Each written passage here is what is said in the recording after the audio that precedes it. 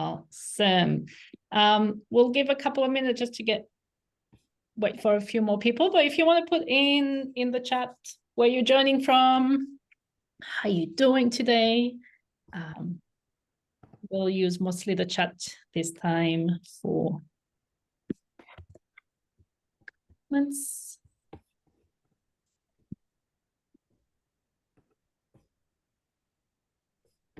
Oh, Amy, yeah, so lovely. See, we see familiar faces. Marcia, you're in Valencia. I'm in Catalonia. So. Ah, okay, very good. I lived there for, hold on a second. I lived there for, gosh, about 15 years. Oh, wow. In Barcelona. Wonderful. Nice. Yeah. On the coast. Will you excuse me? I have to go get other headphones. No problem. Lovely that you're here. I'm just north of you a bit. I'm in Scotland. I'm in Edinburgh at the minute. So lovely. Right. I imagine that folks are going to be continuing to join, but I think we should get started. Some introductions and we'll kind of dive right in. Yeah. All right. So welcome one and all. I'm Erin, and I'm one half of Regenerative Changemaking. This is Marion. We're really excited to chat with you all today, and we have this recorded. So if you want to replay or kind of, go back and catch some of these notes, no problem. Marion, do you want to do a quick introduction? Marion joining from Spain, where the sun finally came out. Very excited for so many people, familiar faces and new faces. So in case you don't know us, it's the first time you join us on one of the O's.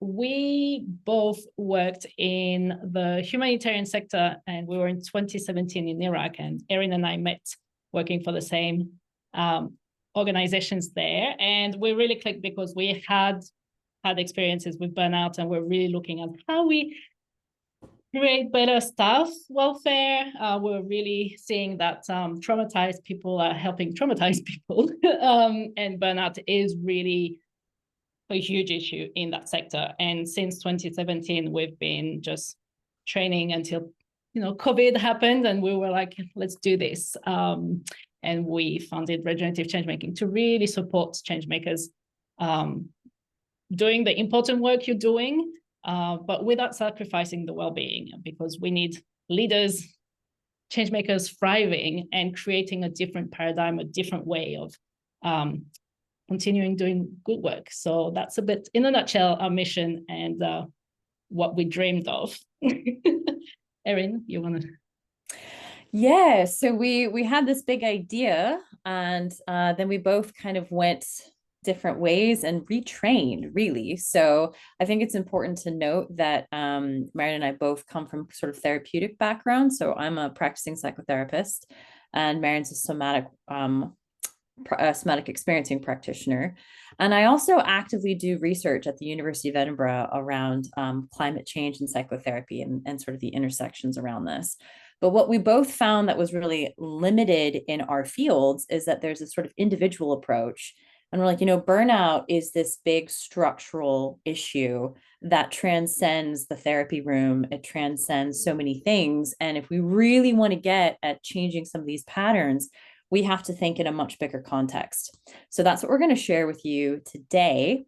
And we're going to really kind of dive into this, this juicy idea that climate change is actually, or burnout is climate change kind of manifesting in your body.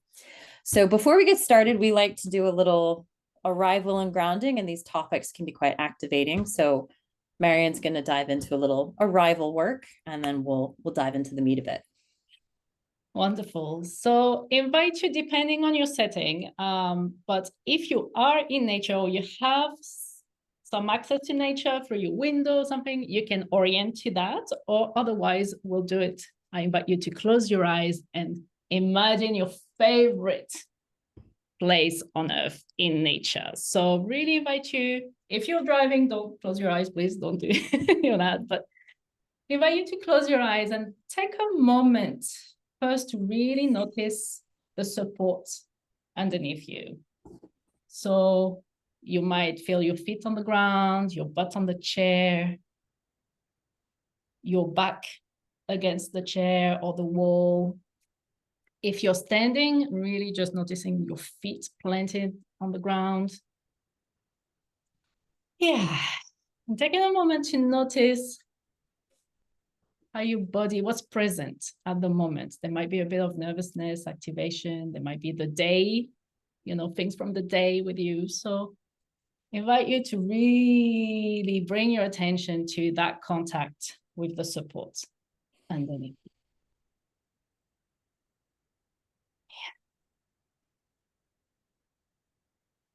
Yeah, we'll give it a little bit of space and time just to arrive.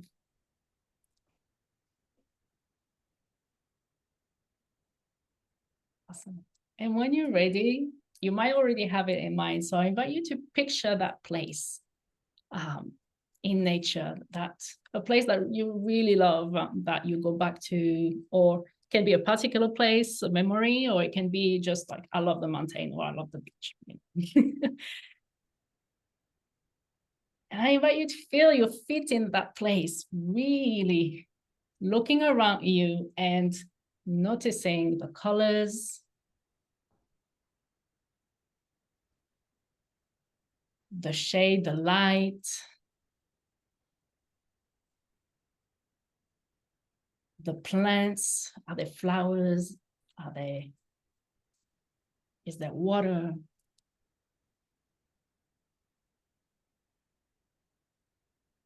The air on your skin, is it warm? Is there a breeze? Is it a bit cold?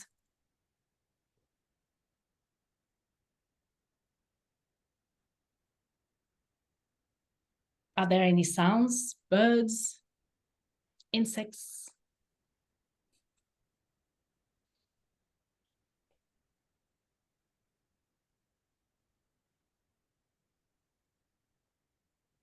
Yeah, and I invite you to stay there and really soak it up. Notice the things that really attract your attention or that you particularly enjoy in this place.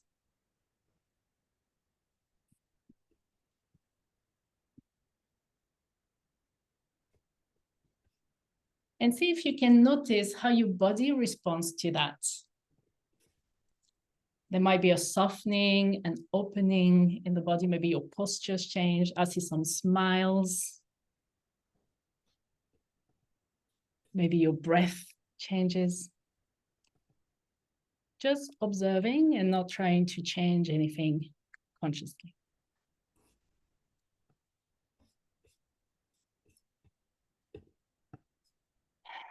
And as you really soak that up, look around you, and I invite you to, what is it about this place and the world that you really love? And see what comes up.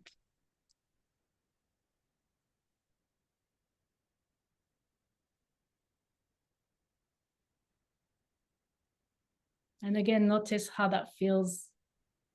Maybe there's a bit of warmth, maybe there's a bit of fluttering. How's your body sensing? You love this so much. Some emotions coming up.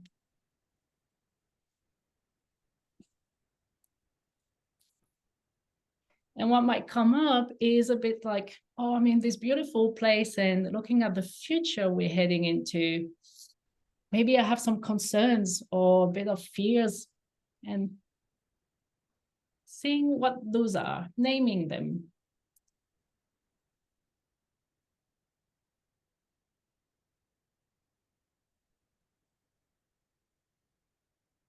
While still noticing the beautiful colors, the beautiful environment.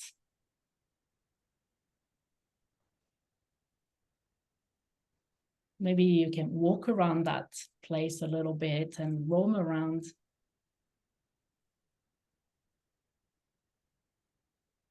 And as you walk around that place and roam or just observe what's around, I invite you to ask yourself, what are the gifts from the earth that I've received and that have prepared me for this time?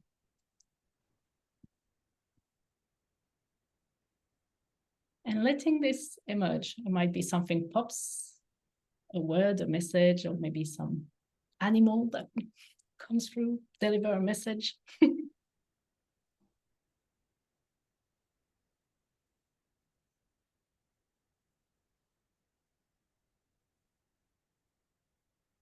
What gifts from the earth have prepared me for being here and what's to come?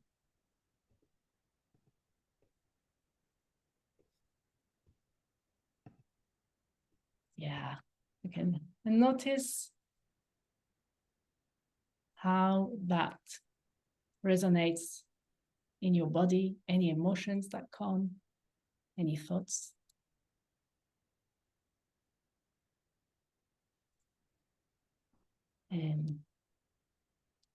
And I invite you to take those gifts with you.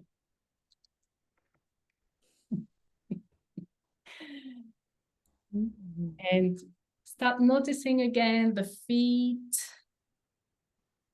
on the ground, your butt on the chair, the support underneath you, and maybe feel a bit the air in the room you're in, just to come back. The kitty that's rubbing you. Yeah. And when you're ready, you can very softly open your eyes, and I invite you to let your eyes and your gaze move around your space and just noticing what you notice. See if there's anything that feels different, or maybe there's something that attracts you that you didn't pay attention to before. Yeah. Taking a moment to orient back. Yes, and I see some nice readjusting if you need to readjust your seat. Yeah.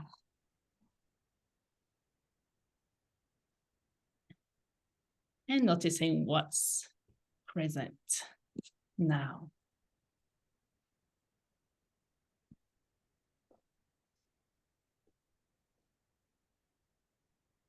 And when you're ready to orient back to the room, to us, the virtual room, I want you to notice people, whoever has their camera on, their faces, and see if anything's different and how you perceive us in the room.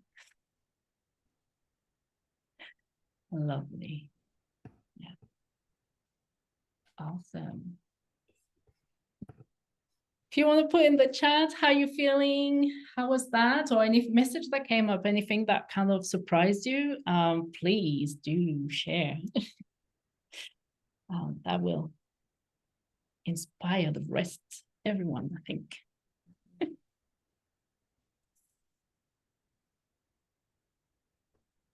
Wonderful. I was noticing we were talking of gifts, and we have a four-legged friend who's come and joined. So that was really lovely. Yeah, some good yawns as well. That's a good sign of everyone settling. Yeah. Oh, lovely, Em. Tree branches. Ooh, love that. Fluidity and resilience. Beautiful. Your bones, I love it. Yeah. Yes. Awesome. Feel free to keep adding comments as we go. In fact, we're going to invite you quite openly to kind of chat and kind of point out highlights as we talk and share. We might not respond immediately to each one because we want to keep the flow going, but we want to encourage engagement. So if you have thoughts or like thumbs ups or like, ooh, not sure about that, feel free to throw it in chat as you go, and we'll kind of recap and go over at the end. So thank you, Marion. Let's kind of dive in. I'm really excited about this. So we'll give you a little overview of what we're going to do to get started. And what we're going to do is really talk about, like I highlighted, that burnout is climate change in your body. And the way we're going to sort of frame it is that in our work, we work with different ways of thinking about this through different levels of a system, sort of nested systems. Body mind being at the core, then the relational world, then the shadow world, which we'll talk a little bit more about, and then the systems and structures that surround it. So I'm just going to highlight that for now, but it will come back up. And we're going to start with maybe a little bit more of a discussion that you might have had with your colleagues and friends. Marion, do you want to dive in here? So we know that burnout has been a bit of a buzzword in the past few years, and especially since COVID, but really it's only recently that we're starting to see a lot of studies coming up. And I think one of the things I felt the most when I burnt out in 2015, it felt very taboo and I was the only one, or something was wrong with me. And we want to highlight, with all the studies that are now available and all the stats that we have, is that it's actually a global issue, and even worse since COVID. And so really we found that 1 in 4 employees are going to experience burnout, which is huge, and that has huge cost. And if you think about it, especially in change making, where people are helping others and then they just drop out, and then you have to bring someone new and then drop out and bring someone new. The cost of turnover and how we impact the communities and we create change in the long term is going to be absolutely impacted. And so one thing that we found very funny, which is not very funny, but telling, is that 70% of people think a report that their manager has more impact on their mental health than their therapist or their doctor. So it's not something that we're saying as a personal flaw. It's really internally in our structures at work. What are the factors that lead us to burnout? We need to look inward and not so much outward, which has been done until now. So another one we wanted to do, I come from more the NGO and the humanitarian work, so very interested in looking at the stats there. And what we found is that 79% of people helping others in very dire and very urgent context have experienced a mental health issue. And 93% of people say it's work-related. And most people stay on their job and continue, although it impacts the work and the quality of how we help people. So wanted to put it there because it's not just you. It's not just an eye problem. It's happening everywhere. And we're seeing it across all sectors. So really what we're seeing at the moment is that the world is more stressed, is more worried, sad, and in pain than we've ever seen before. And that's going to impact us, right? So you're not alone. There's nothing wrong with you if you are going through burnout or you've been going through cycles of burnout. It's a very, very current issue. And we'll look at what the factors are. Okay. So a big question is how did we get here? And I'm going to invite us to very briefly, very briefly, think a little bit about this question, burnout, climate change in your body. It's a bold statement, and it has to do with a lot of quite historical reasons. So I'm going to ask very quickly for us to kind of imaginatively go down the history route. And think about, we haven't always lived this way, and what's changed, what has been happening in human history that we're now suddenly dealing with burnout and climate change, right? We are saying that these two things are connected. So what gives? So the briefest history of work, which could be debated, but the stance that we take is that in sort of the modern world, we have broadly been moving from being quite connected to land and place and the earth, and to the process of living within an ecosystem, to being separated and extracted from that process. So we've gone from sort of living in ecosystems to creating more machine and factory-like life and work settings. And that has been happening for, you could argue, 4,000 or 5,000 years, but has really escalated in the last 250, 300 years. So we kind of make the claim, and a lot of other thinkers out there in the world at the moment as well. Charles Eisenstein, David Graeber, you might be familiar with some of these folk. They really kind of place this as in a simplified way as coming from this paradigm of separation. So if we think about being on the earth and being part of the earth, we're really no different from the planet. And a lot of climate change talk often posits people as being separate from the earth and from climate.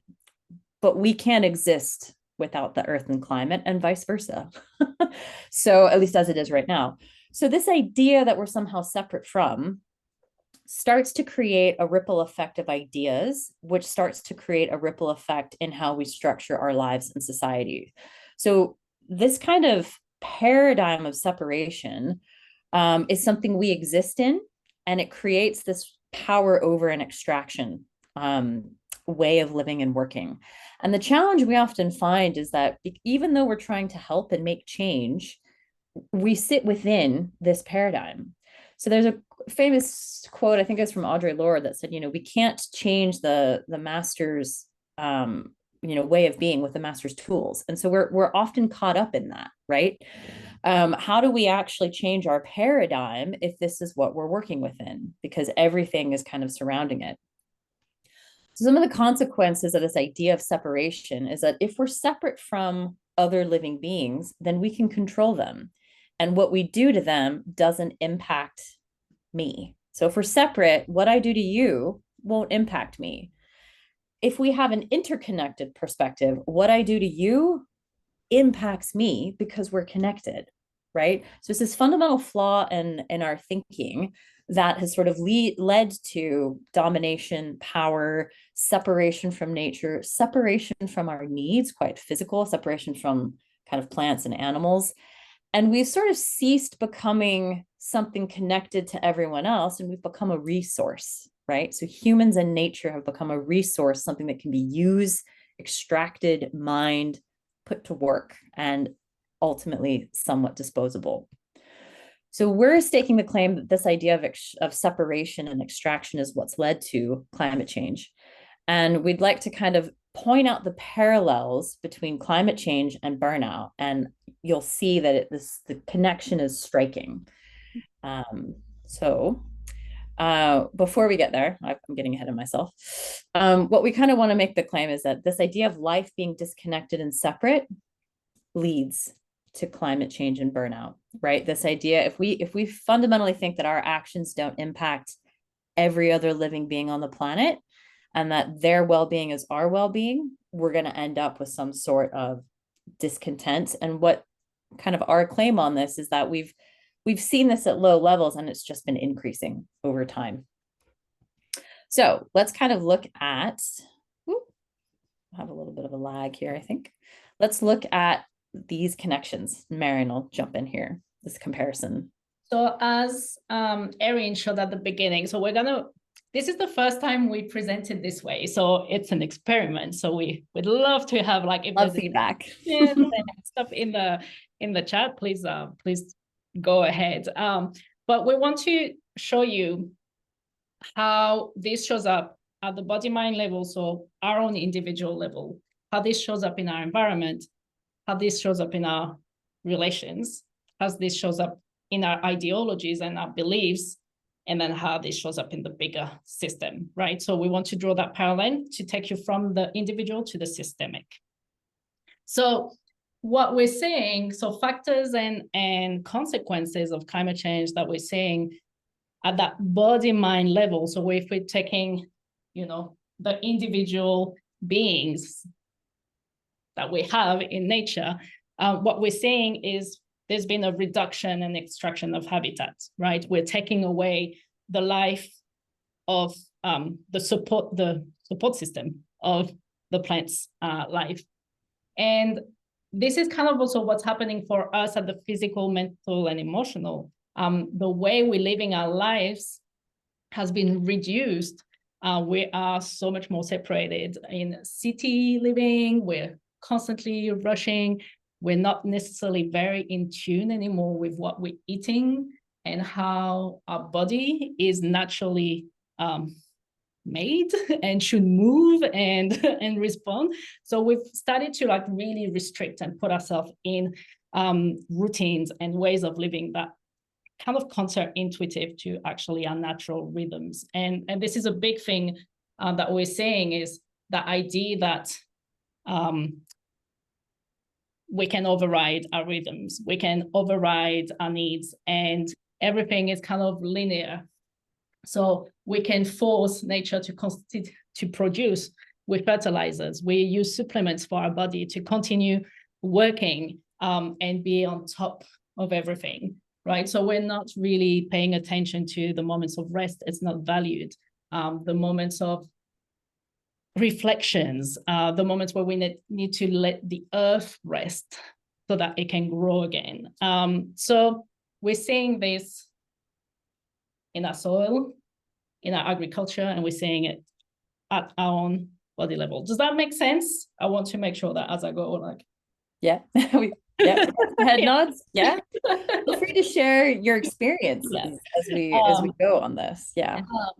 So what we're seeing, and that separation in our body is when we're in burnout, we're really, the overwhelm and the depletion leads to a disconnection from our body. So maybe a lot of you have felt that you were not able to know what you were feeling. Like, you're not able to really sense what's going on in your body. What do you need? You know, if I tell you how you're feeling, you're like, man, I remember it was really hard for me to know what was happening down here. Everything was up here. And this is what we do, and we really look at the nervous system and your stress response and how we come back from a regulated nervous system so we can respond to life and have bigger capacity to handle the stresses, but also to enjoy life and to sense life and to feel life and reconnect to your body. So, make sense? We good? Yeah? Go ahead. Cool. Question, I can't see if can't always see. Some thoughts from kind of, yeah, feeling excitement and validation. Love that. We hear this a lot from our clients, that like, oh, this makes so much sense. Yeah. And so once we look at like what's happening with me, and we think like, oh my God, like everything's happening to me, we need to look at what's happening around us. And I think someone said in that first exercise that it was hard to notice the environment, and burnout actually leads a lot to that. That disconnection is not just internal, it's also external, and your awareness of where you're at gets very skewed. And so it leads to a lot of isolation from community, from the people we love, and you might have felt that you didn't want to deal with anyone, your colleagues. And so it pulls us again from that towards separation, because we can't show up in a way that's really authentic, saying I'm struggling in our society. It's kind of seen a bit as a weakness, and especially at work and in change making, where we're supposed to be the ones who know and the ones who are here to help and support. So what we're seeing, if you think of climate change and the effects of climate change, we're seeing mass migration, we're seeing more separation from nature in our environment, we're seeing the breakdown of communities and social networks. And we're seeing also this transactional relationships, where what do I get from you? If I give you this, if I take from this, what do I get? And the big one that we've seen is monoculture, not just in agriculture, but the idea that we standardize, that we try to make everything uniform, colonization, imperialism, are ways of monoculture. So this shows up in our relationships, and this shows up in our places of work. So I'm kind of thinking like, if you have examples maybe at work or where that shows up, if you're thinking about like, ooh, some difficult relationship, like please do put it. We see through that also full boundaries. If we're isolated, if we're disconnected from environment, it's going to be really hard to know where my boundaries are and to stand in them at work. Yeah. It might be a good time to note, particularly around this idea of monoculture, that there is sort of a dominant or becoming a dominating way around the world. This Western idea and the Western way of thinking has sort of infiltrated and dominated relationships and biases across culture. And we'll get into that a little bit more. But we also see it as the root of issues with the lack of inclusion, diversity, and equality. And where we're looking at fixing those in our workplaces, for example, it tends to come from monoculture thinking instead of actually looking at, what does diversity really bring us? What does queering do in spaces? Because this is actually what nature is all about. So yeah, would love to hear if there's any thoughts. And let it percolate. Feel free to let it percolate, and we'll sort of, keep going.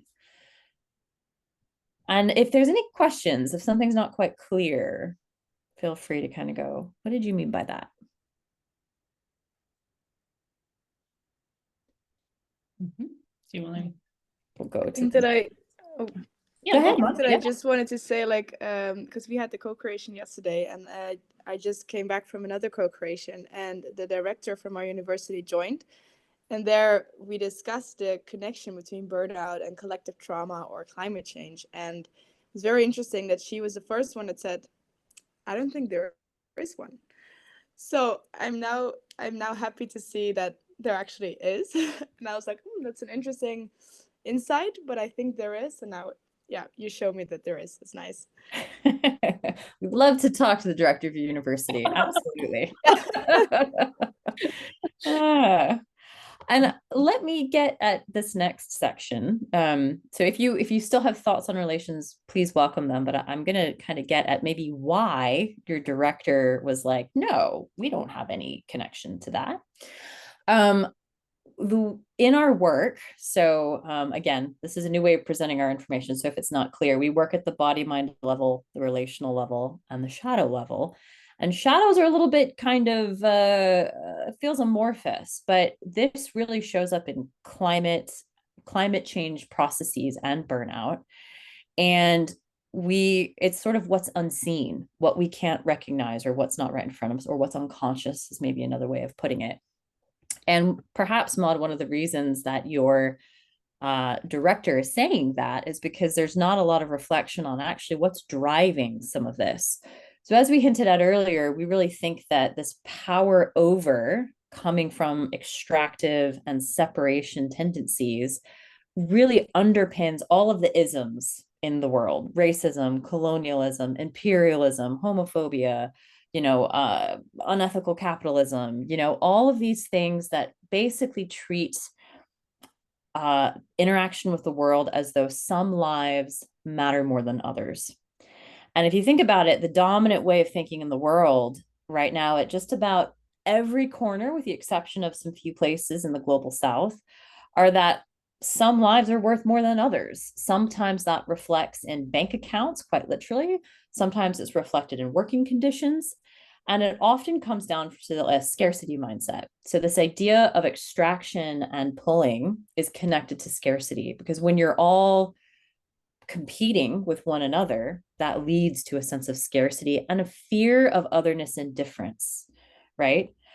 But it can also be tied in the burnout and in our internal framework to a lot of things that we've worked really hard for our whole lives. So if you are succeeding in this system, like the director of this university, I'm going to pick on him for a while, it's likely that your sense of self-worth is tied to your performance, right? Raise your hand if you ever felt terrible getting a bad performance review, a bad grade when you were in primary school. Yeah, exactly. what we do is connected to our self-worth. So this idea that we have to produce to live, to have a place in the world, is deeply embedded. And when you're winning at that system, it's hard to acknowledge that that might be part of your driving factors. We also make work as our identity, right? Like we often meet people like, what do you do? What do you do for a living? That's often a conversation opener, as though what we do is who we are, right? And then in the change making sector, it also really creates sort of savior victim dynamics with power structures. So we saw this a lot in our backgrounds, Mary and I's background, where we had a lot of like, and including us. Yeah, absolutely. Including us. There's a very certain type of person that wants to rush in and help people, and it usually comes from our own issues. And then, triggering some big sighs. Awesome, Leah. So a lot of these shadow thoughts that drive climate change drive burnout and leads to this sort of existential dread and hopelessness. What do we do? There's a lot of people that kind of cognitively are stressed and worried about climate change, but then the question becomes, what do I do about it? What can I do? Everything's sort of hopeless, right? So pause a moment and see. It sounds like this is stirring up some things. Anything from comments? Let's see. Yes, losing connection to body signals. Yeah, knowing what's right for you and what's not right for you. Yeah, absolutely. Anyone want to jump in and say a few words before we shift? I want to say that your comment is so spot on about how many examples and your thoughts are competing for your attention, right? And you're seeing them as commodities. Which one is valued more than the others? And that's something we see. There's been something very funny that happened when we became self-employed. So you have lived that, maybe you're freelance consultant, or like you left a structure, or you might be about to, and so warning is that suddenly when the structure and the boss is not there anymore, we realized we were doing the same patterns of overwork, of work as identity, our self-worth tied to our productivity. I still beat myself up sometimes because I haven't done 8 hours of work, when the idea of being self-employed is that I have time for other things too, and I just need 4 hours to be super productive. So all this stuff is so ingrained in us since the moment we're very little, that we need to have those reflections, and that leads to patterns of burnout. So no matter the circumstances around us, and we're constantly having to reassess that. And this work is so important. It's probably the toughest because it's a bit scary. It means going to places where we're a bit, it's not glorious, and it's not very, it's a bit lucky and muddy and messy. But it is the root, and it is tied to everything that we're saying with climate change is tied to this. And so if we want to start shifting and seeing solutions to climate change, we need to start here, because if not, we're going to continue repeating the same. Yeah, just say that. We'll come back to that point as well, because that's like that's kind of our our like, ooh, this also, is what I invite you to be very gentle with yourself in this place. It is a tough thing to explore. It is. There's no right or wrong. It's a process. Again, feel free to keep adding in comments as we go. But sort of the last sphere of our little map of how we work is thinking about systems. So all of these factors sort of manifest at the systemic and structural level. And what that sort of looks like in the world currently is that we get sort of this exponential growth and consumption instead of thinking in circular or cyclical rhythms. So there's enormous amounts of growth and evolution in the world. So growth is not a bad thing. What's a bad thing is when we sort of grow when we can't actually replenish, and we grow at a level that waste becomes pollution. So in a healthy ecosystem, every bit of waste is another animal's food source. And we've sort of skewed that entirely, right? So there is no waste in healthy ecosystems. It doesn't exist. It all is food, and it's sort of the mud and the lotus metaphor, if anyone's familiar with Thich Nhat Hanh. We're all kind of connected.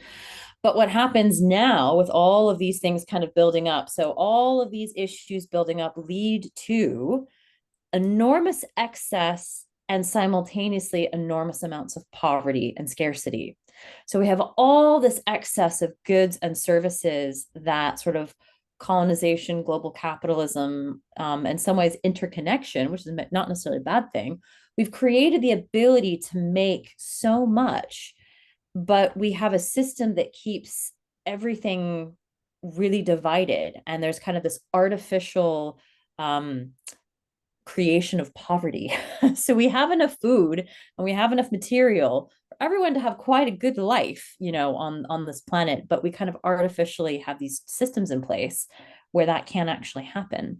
And that leads to exploitation of humans, but the more than human world, right? Our waterways, our fields, our soil. And really we've become so disconnected from realizing that, oh, my waterway is my life. We don't think about it. We don't give a second thought to the water from our tap or where our energy is coming from. And one of the little thing I might kind of point out is we're using energy reserves to make all of this happen. We're using oil, generally speaking, to make this happen. And it is an extremely dense amount of energy that we're sort of using up. And its high density allows us to do a lot really fast. But once it's gone, it's sort of gone. And that's sort of a difference in what we could say energy flow, which we'll get to in a little bit.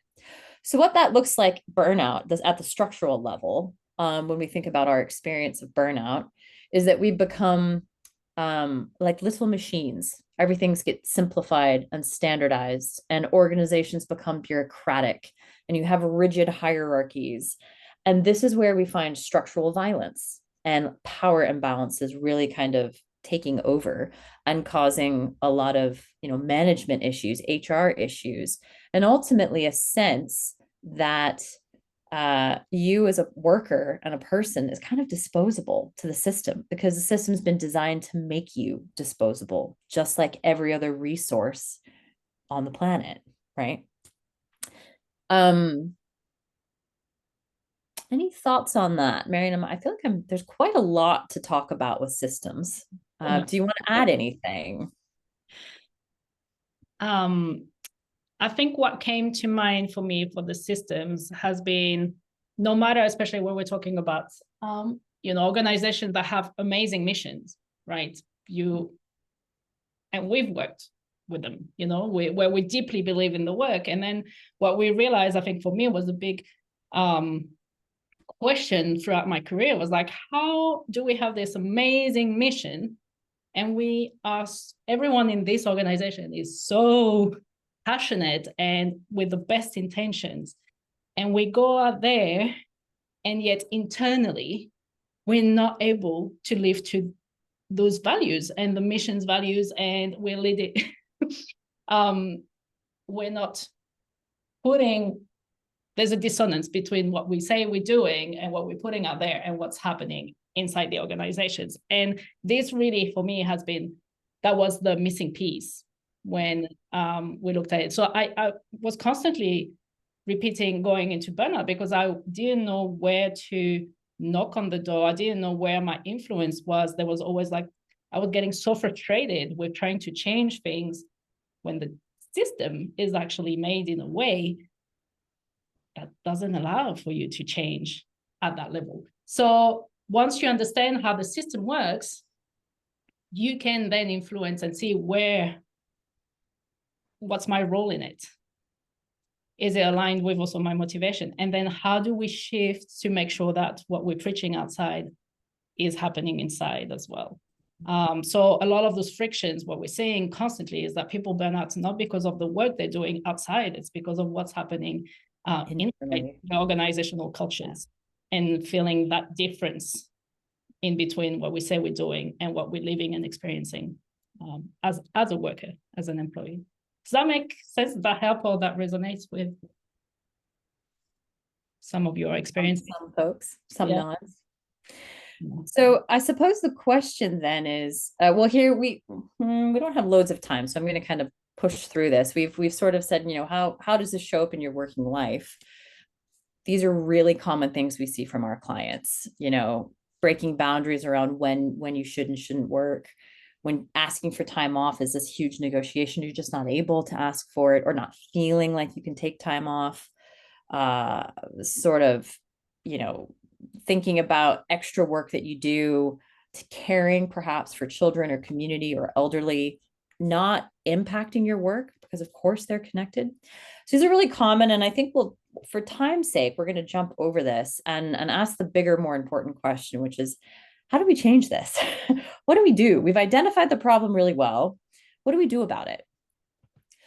We kind of want to posit that you can make this shift from a paradigm of separation and extraction to a regenerative paradigm where you're in connection and regaining connection with the world. And that doing that shifts the entire way you think about work, the way you live your life, and what becomes possible.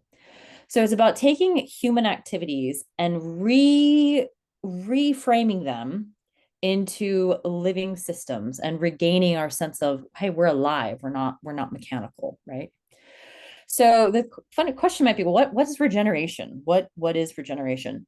It's a word that's come out of agriculture, and it's basically what healthy ecosystems do all the time. It's the ability to regrow, replenish, revitalize, and evolve.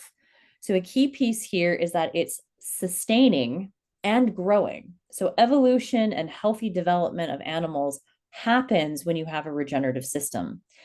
And it's really this idea that you're putting life, the life process, at the center of your decision making. So instead of extraction and consumption, you're thinking about what creates more conditions for life and life flourishing. And this looks like sort of thinking back again to the natural cycles of systems and organisms. What are my connections to them? It leads to sort of a responsiveness and an adaptability that's properly resilient. So ecosystems that are resilient rather, to outside shocks like major weather events or fires, things like that, they are deeply responsive and adaptive because they have all of these things working, right? There's interdependence and reciprocity within the system deeply. We'll talk a little bit more about that. So the way that we work is to look at all of those body-mind relations, shadows, systems, and how to create that regenerative paradigm through that. So I'll let Marion kind of jump in here and we'll talk through that. Oh, well, I hope to give you a bit of like the pathways, right? How we do that shift, and what that looks like actually when we're in that paradigm at those levels. I keep going there, but it's you who controls it. Yeah, sorry. Well, at the body mind level, when we shift to that regenerative way of working and living, really what we're looking for is living and working according to your natural rhythms. Or let's be honest, we live in a world that has its own rhythm, and that is very counter, as we saw, to that. So how do you adapt, and are you more in touch and able to move in a way that is more aligned with your rhythms, right? That's what we're looking for. We are looking at ways like what we did at the beginning, the exercise. This is a way of resourcing and orienting towards the beauty around us, to the things that give us life and nourishes us. And so we really want to when we're in that state, we're actually able to be creative. We're able to think outside the box. We're able to connect with others. We're able to really have empathy, and we're able to bring joy and feel connection with the world. So we want to work with our nervous system to get into that regulated place where we know how to adapt and how to respond to life stress and challenges. So you really gain that sense again of joy and vitality, hopefulness, which we really need at the moment. we know there's a lot of doom and gloom out there, and we need more joy to be able to walk through all those difficult times. Really, when we are more in touch with those rhythms, we're also more in touch with our body's needs, and hopefully able to prevent a lot more disease and physical symptoms. So prevent burnout, or seeing it coming and knowing how to respond to it ahead of time. So we become more adaptive. And then when we expand it to our environment, what it looks like is that, wow, I'm able to sense what others maybe are going through or are feeling, and I can sense how I'm impacted by that, or how I affect them. So I'm able to maneuver those difficult relationships from a place much more centered and grounded in myself, and with a sense of kinship. What we've seen is that separation, the versus us versus others, we want to go back to a sense of kinship, and not just with humans, but also with all the More earth, than human. all the beings around us. And we looking at radical reciprocity, which by that we mean, when I give, do I get as well?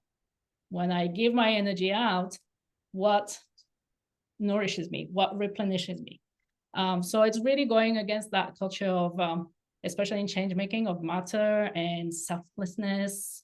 You shouldn't feel good about helping others. It's like, no, you're allowed to also refuel yourself.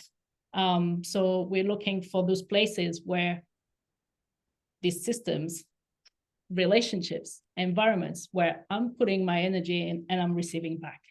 Okay.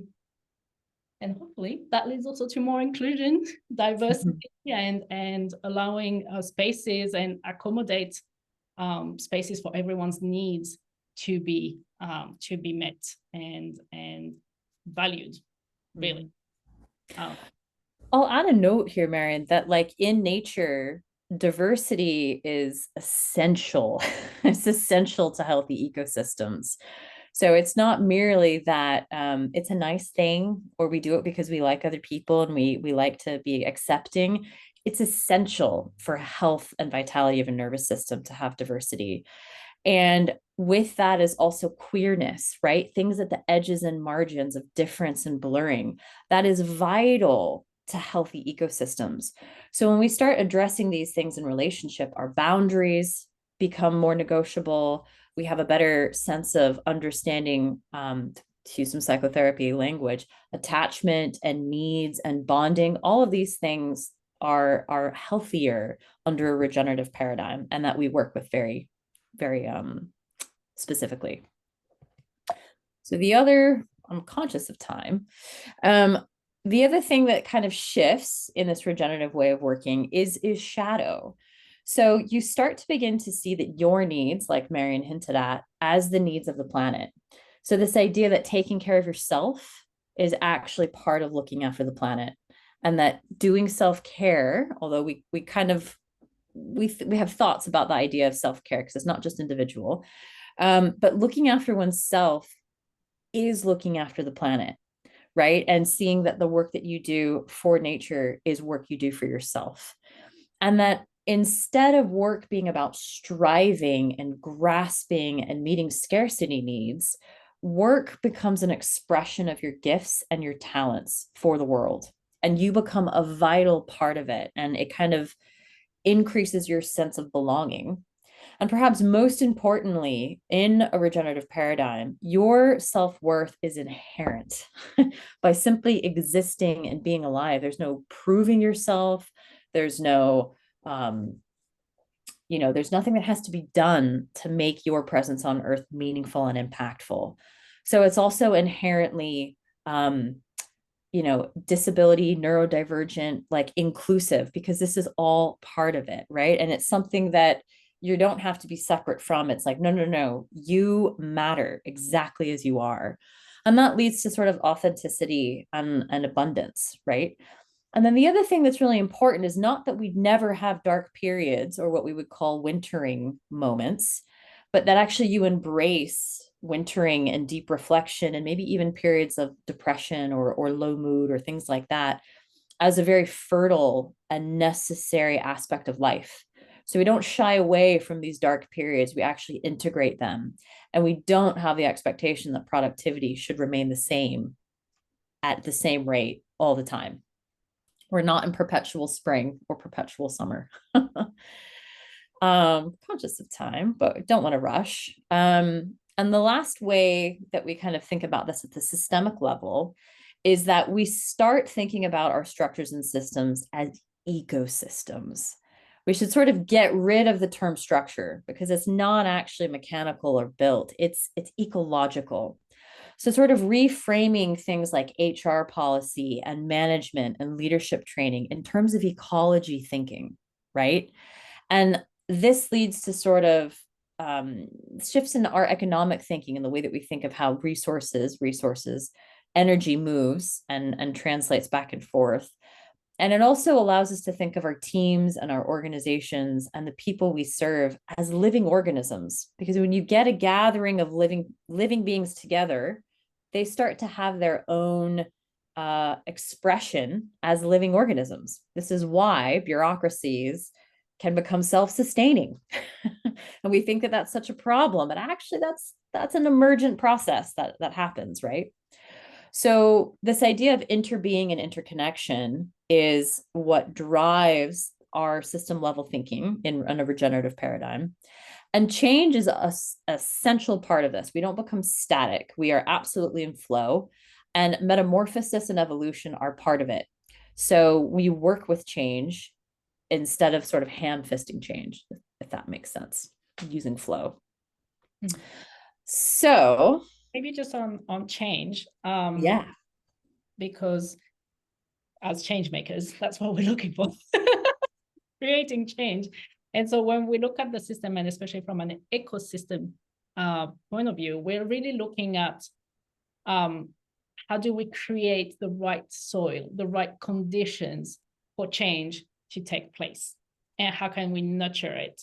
And in the power over and the separation paradigm, it's very much about like, I know what we're supposed to do, and I'm gonna go and impact.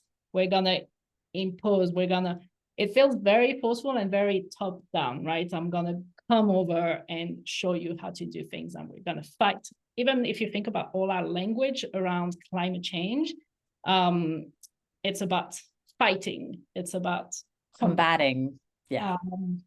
So just putting it out there, because we want to look as change as holding growthful and growth. Yeah. Yes. And it comes from the studies have shown that, you know, you can give all the information you want to people, the rational facts, but until you shift your worldview and how you see the world, like what everything that's leading to climate change that we talked about, it's not going to hold. We need an internal shift on how we see life, how we value life, how we for a behavior change. Does that make sense? Yeah.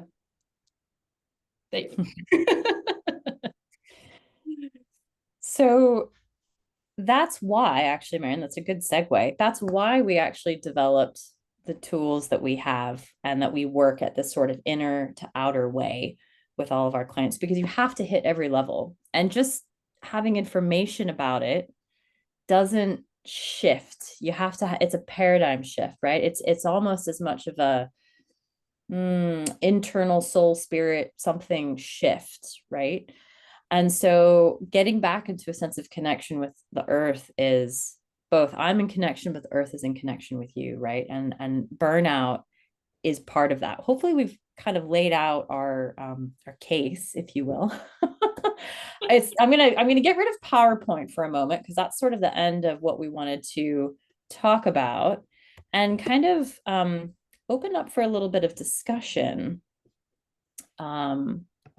And yeah, sort of see if anything resonates, questions.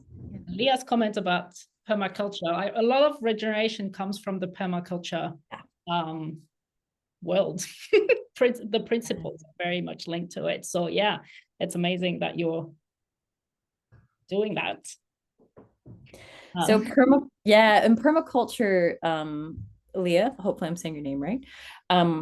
You have the earth care, self-care, community care, and this is absolutely draws from that. And a lot of the way that we think about how we take and how we work with our clients very practically uses a lot of permaculture principles in terms of how we think, and help grow ecological thinking. We just apply it very practically to people and organizations and work.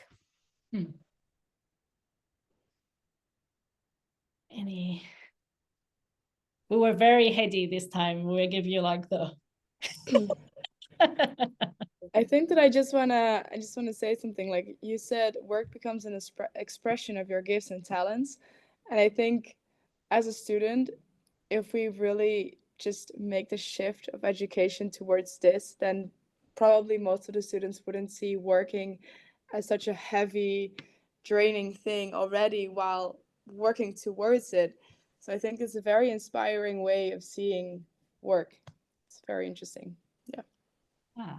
I love that. And I think it really shows, I mean, there's been a shift. It shows on work the way it's been came with the context, and but it's not adapted anymore, right? And we see now this generational wars of like boomers versus the new generation, or like, oh, they don't want to do anything. No, it's just the context has changed. Yeah, we need to adapt, and so yeah, I love it. Yeah.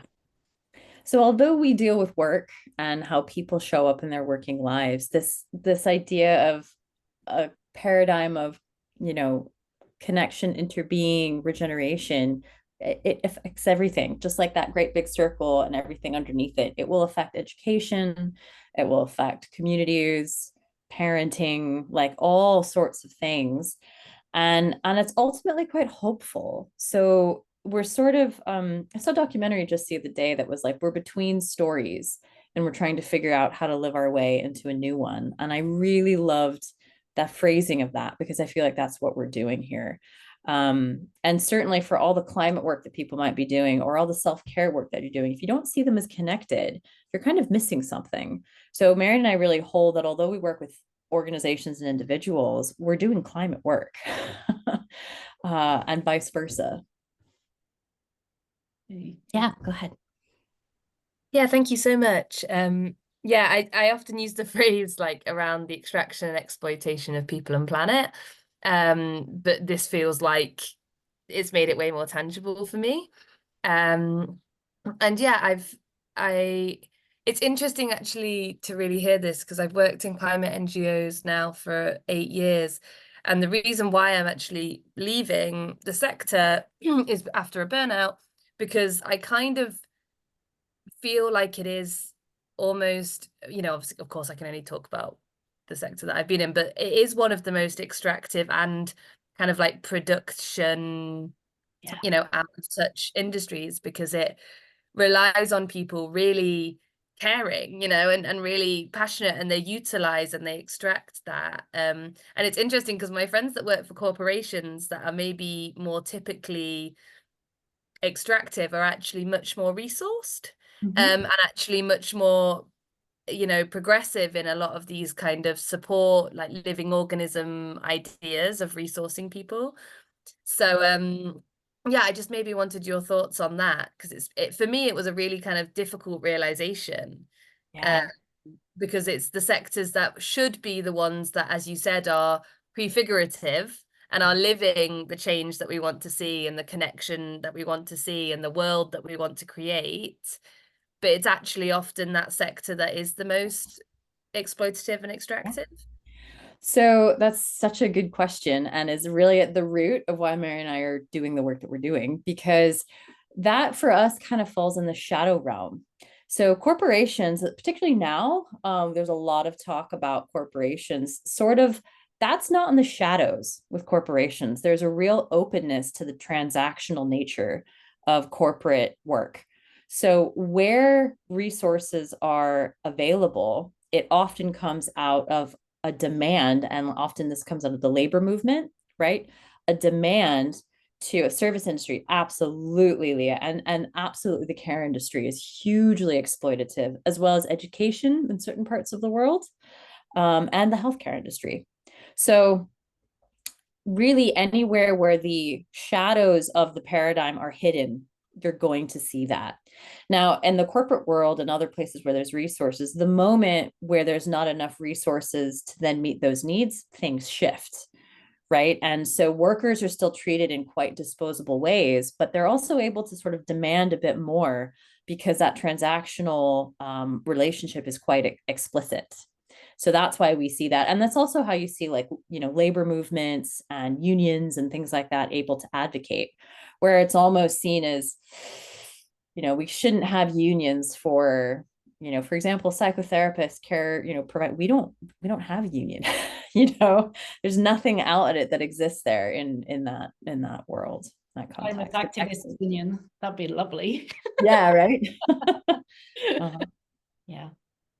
Same thing for students and education. That's another thing, Maud. I'm thinking about like students and how faculty and all of that. If you're on the receiving end of goods and services, you know, you don't think about what rights one might have. If you're a service receiver, you know, it's sort of, you should just be grateful for what you're getting, right? Yeah. Other responses or thoughts? No. I'm sorry to hear. Oh, sorry. Go ahead. Right.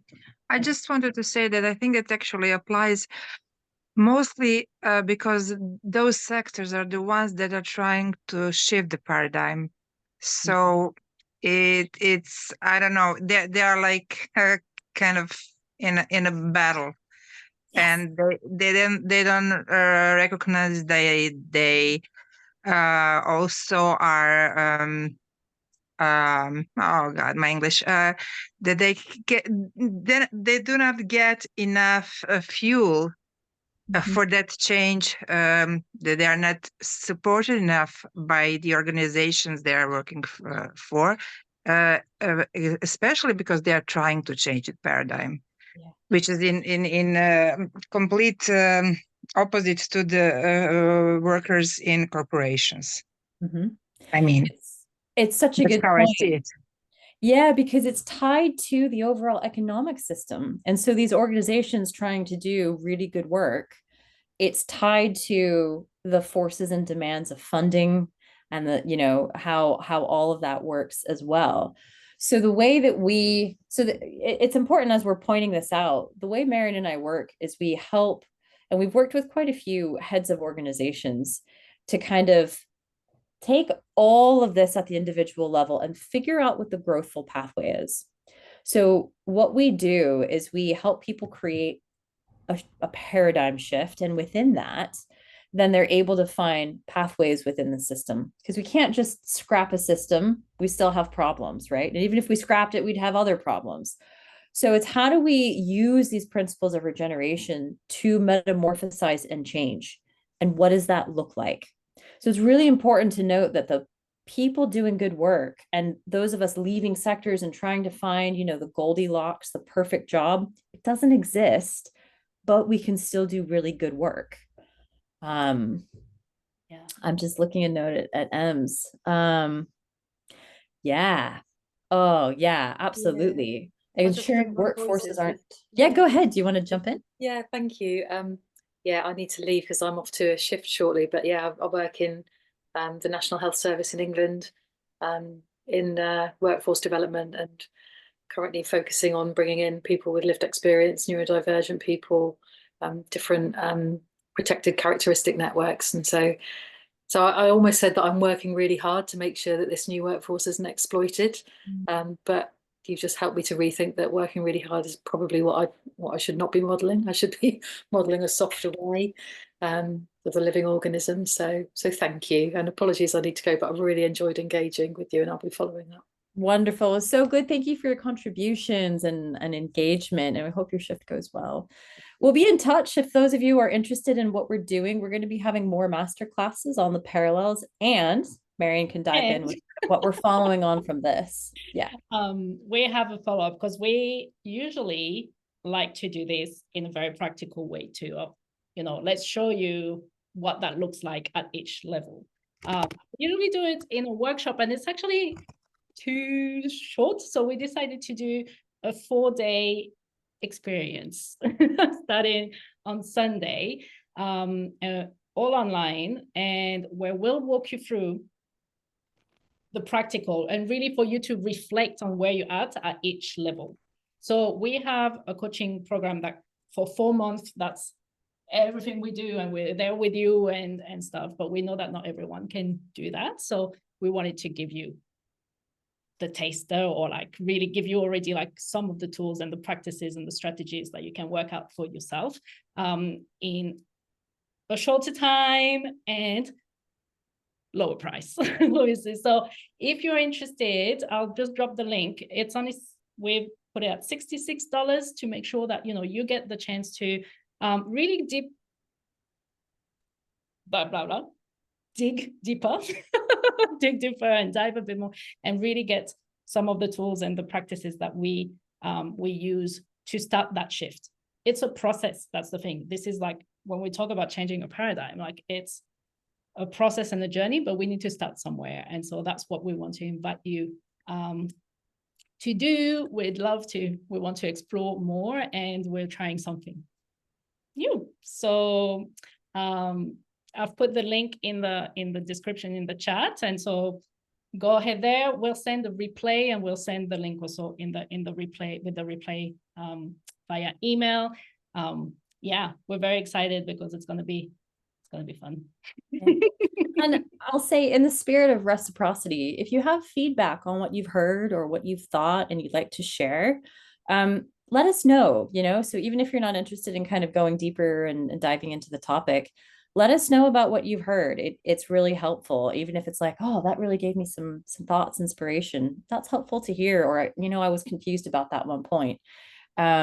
So yeah, and Marion and I, like I said, we're trying this out. We have seen such incredible shifts with our clients in our full program. We've been trying to brainstorm how we can kind of break it up and make it more accessible to a slightly wider audience and at a slightly different level, and people can kind of jump in. So to Leah, to answer your question, yes, there'll be very practical things. In fact, I would say mostly practical on the next couple dates.